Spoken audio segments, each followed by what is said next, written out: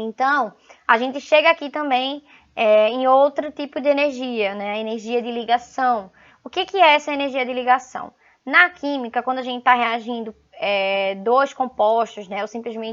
Ou a gente está decompondo uma substância para formar outra substância, somando duas substâncias ou três ou mais para formar outros compostos, a gente vai ser necessário fazer quebra de ligações e formação de novas ligações, tá? Por exemplo, lá do exemplo do hidrogênio com oxigênio, você tem H2 reagindo com O2. Então, eu tenho que quebrar essas ligações entre hidrogênio e hidrogênio, oxigênio e oxigênio, para poder juntar e fazer uma molécula de água de H2O, tá? Então, nas reações químicas, você sempre vai ter a quebra de ligações e a formação de novas ligações. Nisso, o que a gente tem? Que durante a quebra de uma ligação, na quebra de ligação, eu vou ter que fornecer energia, certo? Eu tenho que fornecer energia para que essa ligação se quebre, certo? É a mesma coisa se eu tiver um lápis. Vou pegar aqui para mostrar para vocês um exemplo. Se eu quiser partir esse lápis em dois pedaços, eu vou precisar aplicar uma força aqui, certo? Eu não vou dizer quebra lápis e ele vai quebrar sozinho. Eu vou ter que chegar aqui, ó, aplicar uma força, certo? A mesma coisa é na ligação química, tá? Dependendo da ligação química, a gente vai ter que... essa força, né? Essa quebra de ligação, ela vai demandar mais energia, mais força, e outras nem tanto. Nesse caso aqui, eu chamo essa quebra, essa energia para quebrar esse lápis de força. Mas aqui a gente vai simplesmente chamar de energia para poder quebrar a ligação, tá? Nisso aqui, eu vou ter um processo endotérmico. Eu estou fornecendo energia para o meu sistema. Show de bola? Já na formação de ligação, ó, quando eu estiver formando um novo composto, juntando os dois, eu vou ter liberação de energia. No caso aqui, era como se eu já tivesse o lápis quebrado e estivesse colando esse lápis, tá? Mas, enfim, nessa aqui eu vou ter liberação de energia, não vou estar mais precisando fornecer. No caso, nessa junção, né, de um átomo com o outro para formar uma molécula nova, eles vão estar emitindo energia. E aí, o que eu vou ter? Eu vou ter um processo exotérmico. Gente, uma pausa rapidinho aqui, porque eu esqueci de ligar o meu carregador, não é mesmo? Só um momento.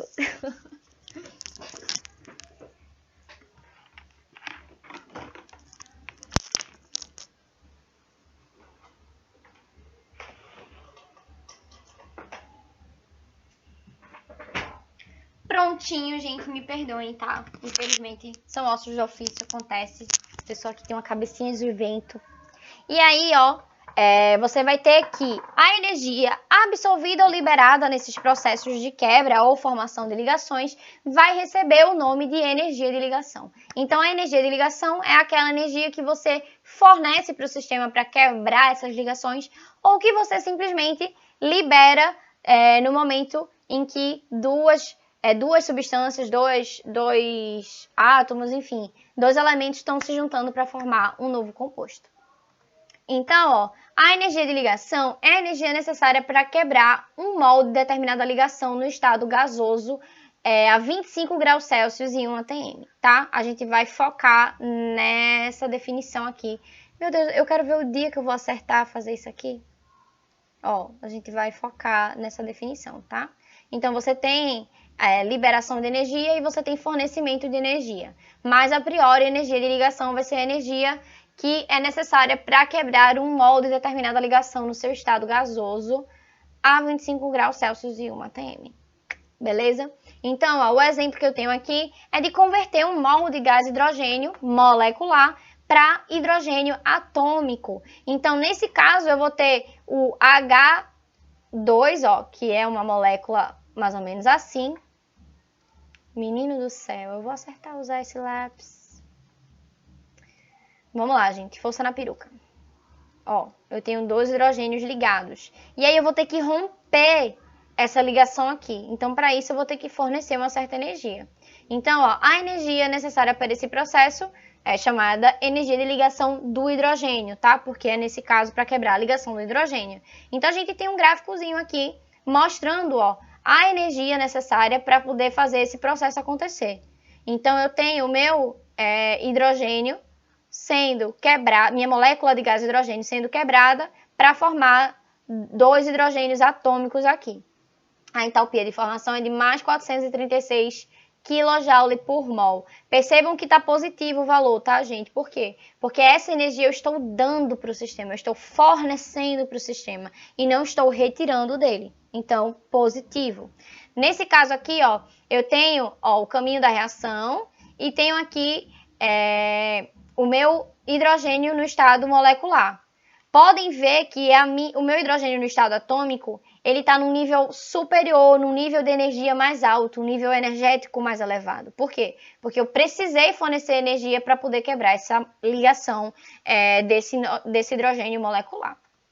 Então, o mesmo vai acontecer para várias substâncias, tá, gente? Analogamente.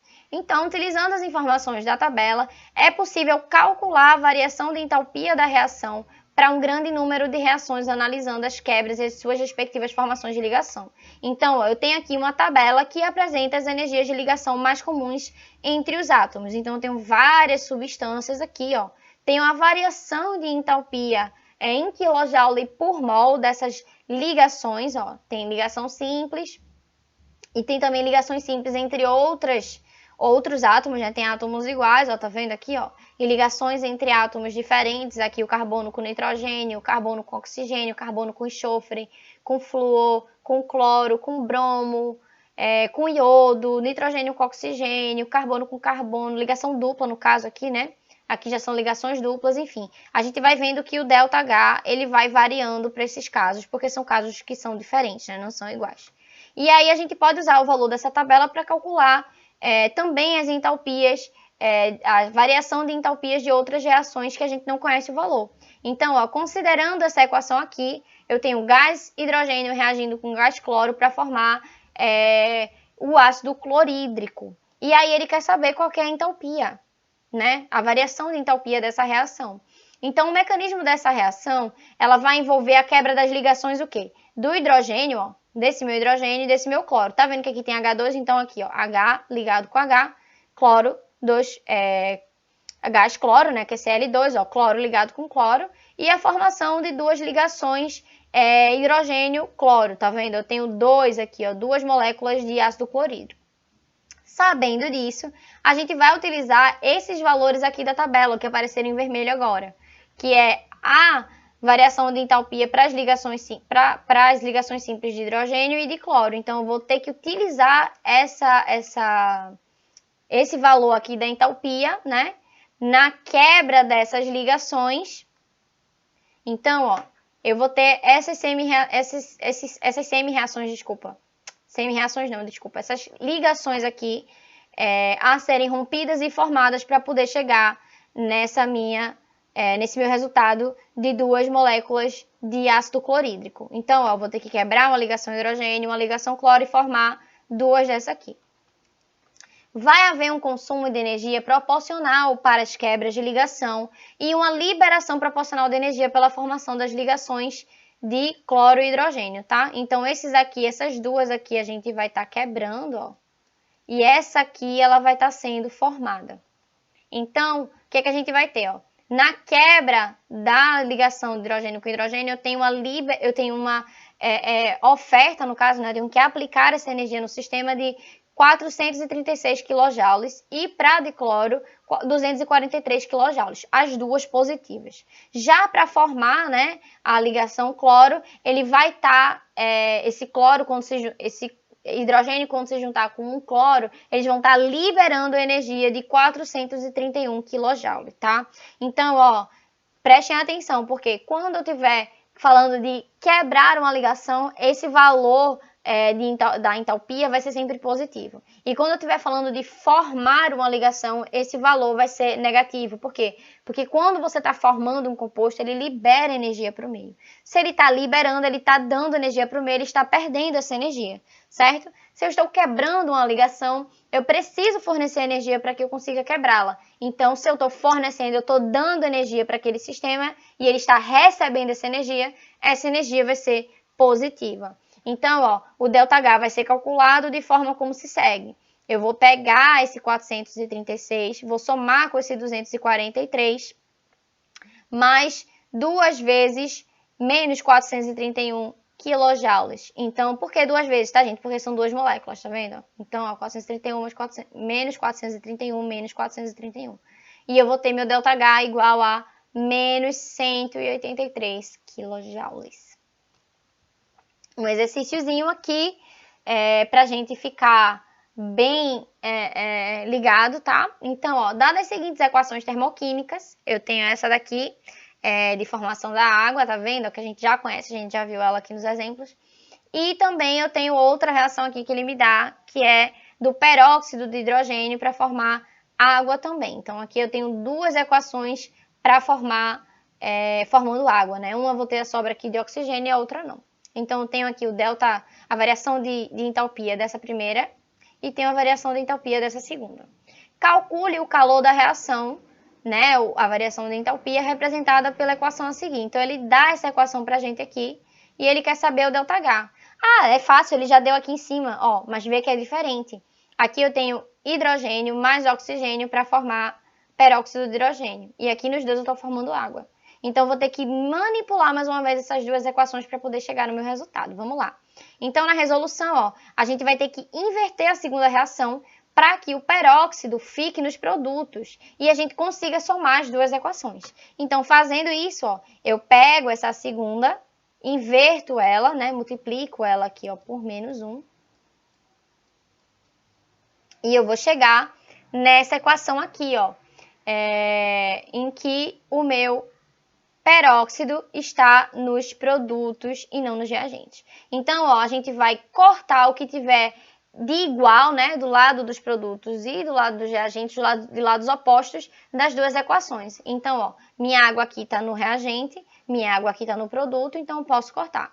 Se tivesse do mesmo lado, a gente somaria, tá, gente? Se a água tivesse aqui em vez de estar aqui, eu somaria, ficaria duas moléculas de H2O. Mas eu tenho uma molécula de H2O no lado dos reagentes em uma reação, e na outra reação eu tenho ele do lado dos produtos. Então, eu corto, anulo os dois, ok? E aqui o resto a gente repete aqui embaixo, ó. Vai ficar H2 mais 1/2 de O2 mais 1/2 de O2 forma o quê? Uma molécula inteira de O2, então, mais O2 formando H2O. H2O2, desculpa, gente, o peróxido. E aí é só você somar esses valores, ó, vai ficar menos 285 mais 98,2, que vai dar um resultado para você de menos 187,3 kJ. Ó, eu vou dizer uma coisa para vocês, é difícil a gente bater o olho aqui de primeira e saber exatamente o que a gente precisa fazer. Então, vai treinando, pega essas reações em casa, tenta fazer o máximo de exercício que você puder, para você ficar treinado e na hora que você tiver que lidar com uma questão dessa no vestibular, você já bater o olho e saber o que você precisa fazer, beleza? Porque isso aqui, gente, é prática, tá? Não adianta se chatear, não adianta dizer que é difícil, porque as coisas são como elas são. E o vestibular tá aí, né? Você vai ter que fazer a prova, você vai ter que se empenhar e quem vai fazer a sua nota é você.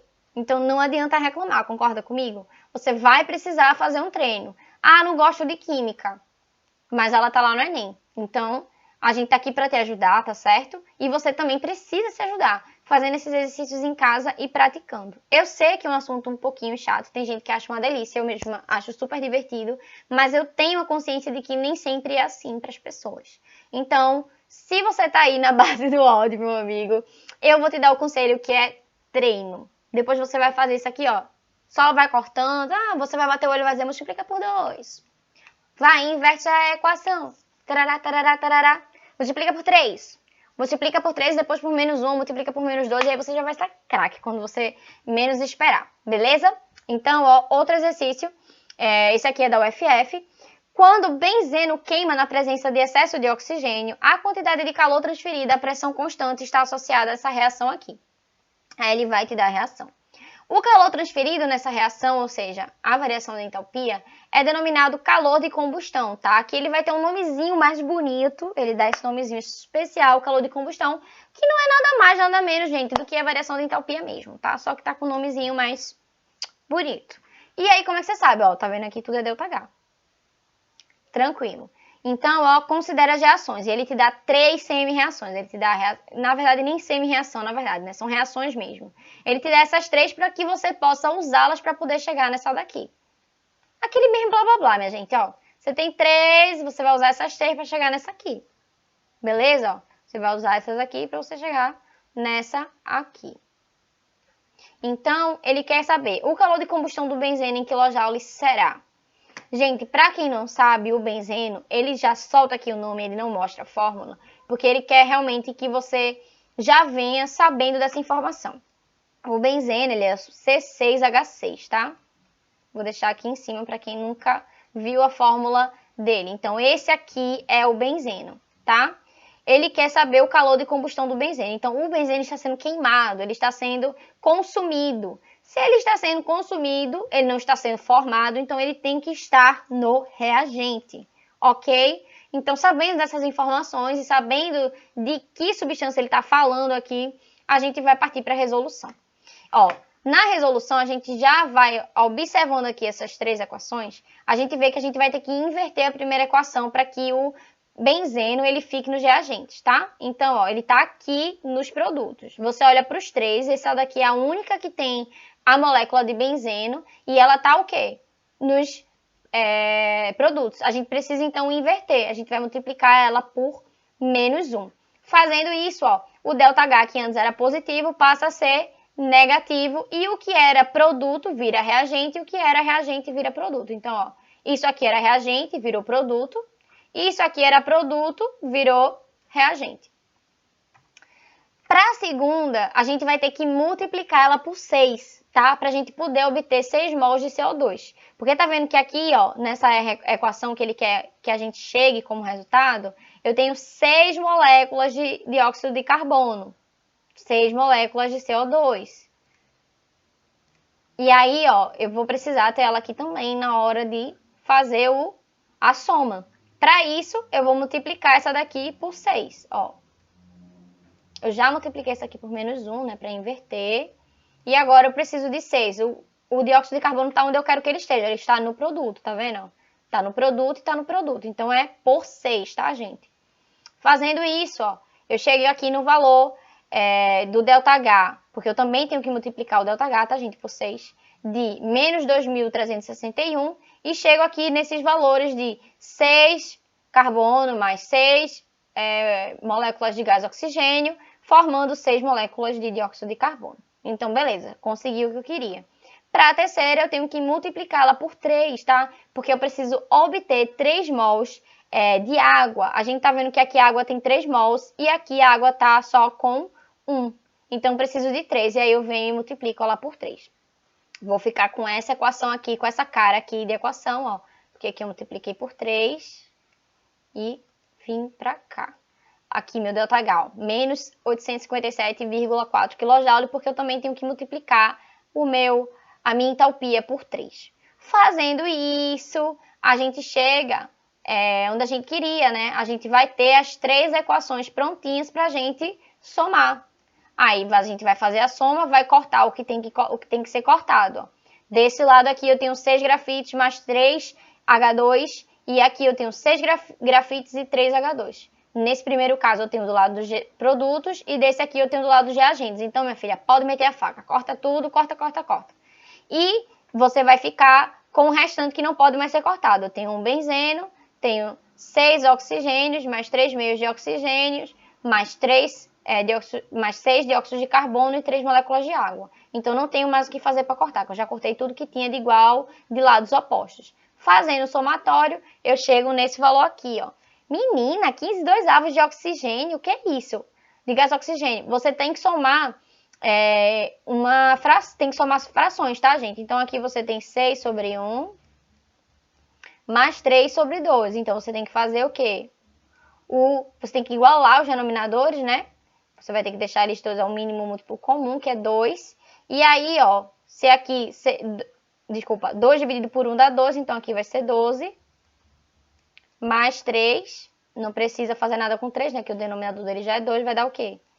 15 sobre 2. Beleza? Então, ó, fazendo aqui a soma, você vai ficar com uma molécula de benzeno, mais 15,2 de oxigênio, resultando em 6 dióxidos de carbono mais 3 águas. Ou seja, você chegou lá nessa equação aqui, ó, que ele te deu perfeitinha no enunciado da questão. E aí você tem esse valor aqui de entalpia, ó, porque é isso que interessa sempre no final, gente. É sempre esse valor da entalpia.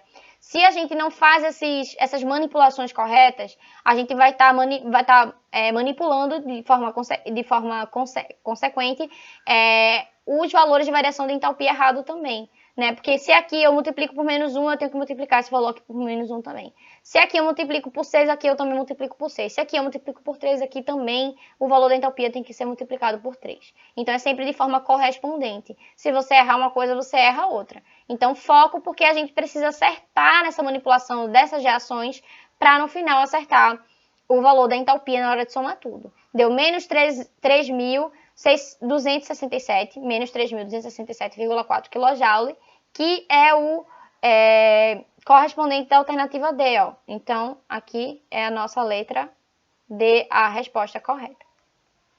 E aqui, para finalizar, a gente tem o Unirio, que ele fala assim: o gás cloro, amarelo esverdeado, é altamente tóxico.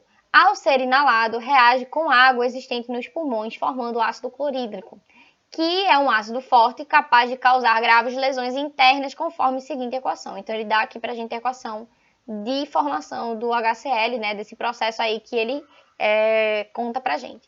E aí ele dá, ó, uma tabelinha com as ligações e as energias de ligação. Então, ó, kJ por mol a 25 graus Celsius e 1 atm. Lembrando que se for energia de quebra, se eu estiver falando de quebrar essa ligação, essa energia aqui vai ser positiva. Se eu estiver falando de uma ligação sendo formada, né, de dois átomos se juntando, eu estou falando aqui dessa energia negativa, né, porque ela está fornecendo, ela vai fornecer energia para mim. Lembrando disso, vamos prosseguir. Utilizando os dados constantes na tabela anterior, nessa daqui, ó, você vai marcar a opção que contém o valor correto da variação de entalpia verificada em kJ por mol. Então, aqui a gente não precisa de outras reações para poder chegar no valor dessa, a gente precisa manipular esses valores aqui de acordo com o que vai ser quebrado e o que vai ser ligado. Então, ó, a gente vai colocar aqui nesse formato para a gente poder conseguir visualizar melhor. E aí a gente vai ter aqui, o que vai estar sendo rompido? Uma ligação cloro-cloro, que é essa aqui, né? E aí vai ter essa energia sendo oferecida, né, para poder fazer essa quebra. E vai ser quebrado também uma ligação oxigênio-hidrogênio, ó. E vai ter essa energia aqui. Aí você vai dizer, mas não tem dois aqui, por que quebra só um, ó? Porque essa ligação aqui eu só quebro um, a outra continua, tá vendo aqui, ó? Tá vendo? Aqui sai um hidrogênio e entra um cloro. Então, eu permaneço com uma ligação aqui, hidrogênio e oxigênio, só quebro uma. E as ligações formadas, ó, é uma ligação hidrogênio-cloro, que é essa daqui, ó, e outra cloro-oxigênio, tá vendo? Ó, sai um hidrogênio e entra um cloro. Então, dessa forma, eu vou ter meu ΔH 243, ó, mais 464, mais menos 431, mais menos 205, tudo isso aqui em kJ, tá, gente? Chegando no resultado de mais 71 kJ, que é a nossa resposta letra B. Cuidado, viu, gente? Ó, tá vendo aqui que tem um menos 71, então se você não se ligar nos sinais, você pode se dar mal. E é isso, gente. Eu agradeço a todos pela atenção, tá bom? Por vocês estarem aqui assistindo as aulas. Qualquer dúvida, deixem nos comentários, a gente sempre fala isso, né? Porque vocês não devem ficar com dúvidas, sempre falem com a gente. E para mais novidades, para estar acompanhando as dicas também que a gente dá para vocês, nos sigam lá no Instagram, @dupla_ligação. Tchau, tchau!